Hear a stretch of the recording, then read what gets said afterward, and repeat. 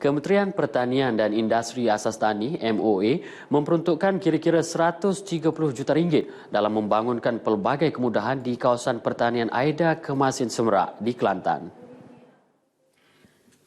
Ketua Setiausahanya Datuk Seri Dr. Ismail Bakar berkata, peruntukan itu antaranya bagi meningkatkan prasarana termasuk sistem pengairan padi yang lebih sistematik di kawasan berkenaan agar setanding dengan Lembaga Kemajuan Pertanian Komumbu KADA. Sehingga kini purata pengeluaran hasil padi di kawasan Aida Kemasin Semerak adalah sebanyak 3.7 tan sehektar. Namun, apabila siap kemudahan prasarana di kawasan itu kelak, petani dijangka dapat mengeluarkan hasil sekurang-kurangnya 6.5 metrik tan sehektar pada 2020. Antara kawasan terlibat ialah Pasir Putih, Kota Baru dan Bacok.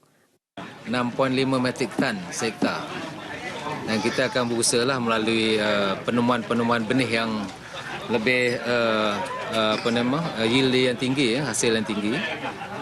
Itu kita sedang dalam buat kajian di samping kita membaiki lagi sistem-sistem pengairan yang kita akan laksanakan di bawah rancangan Malaysia ke-11 di Aida Semerak Kemasin. Beliau memberitahu pemberita selepas melawat kawasan penanaman padi Aida Kemasin Semerak di Pasir Putih. Hadir sama pengarah Aida Kemasin Semerak, Muhammad Kabri Abdul Ghani.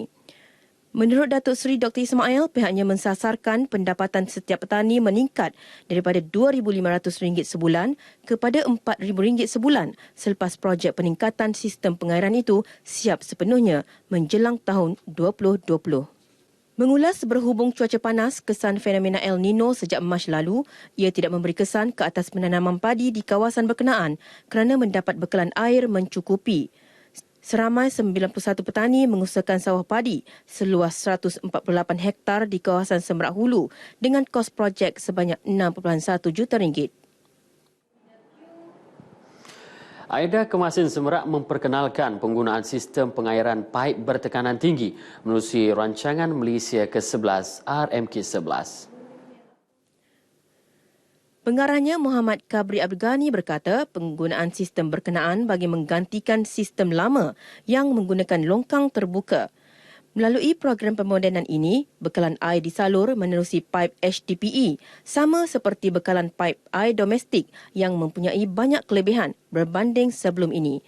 Selain menjimatkan air, sistem pengairan berpaip ini juga tidak memerlukan kos yang tinggi, praktikal serta menjimatkan kos pengambilan balik tanah petani oleh kerajaan. Tidak ada pembaziran air, ketirisan di sepanjang laluan. Maknanya semua di air dikontrol, tidak ada pemeluapan dan sebagainya. Tidak ada vandalism, petani ketuk ke, tebuk lubang ke.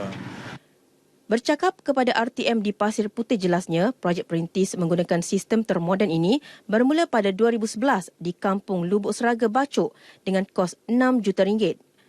Sebelum projek dilaksanakan, hasil padi di kawasan skim pengairan Semerak Hulu hanya sekitar 3 tan metrik sehektar.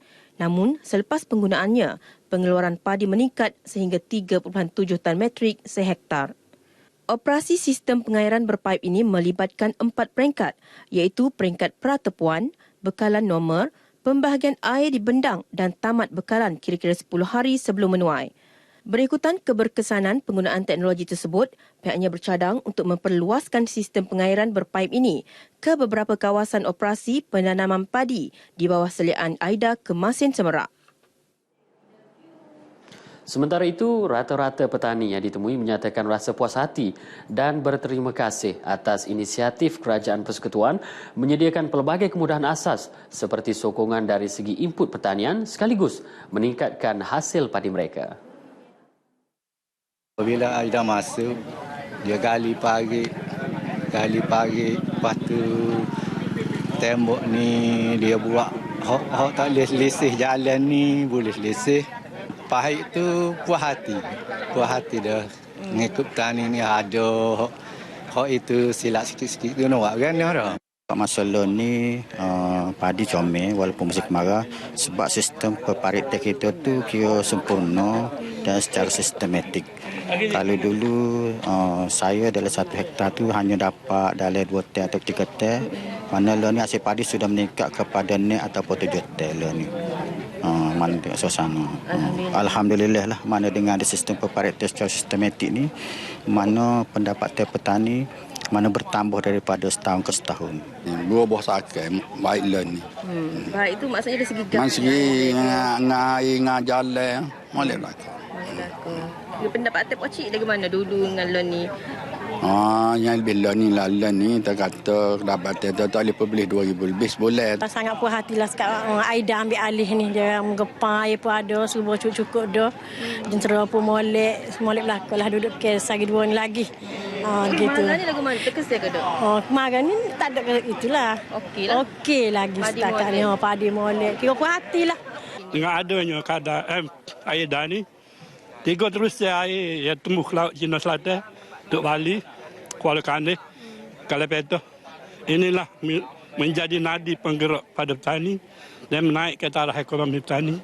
Petani boleh menanam selain daripada padi, getah, sawi, nanah dan tanaman lain, sayur-sayur timur dan sebagainya.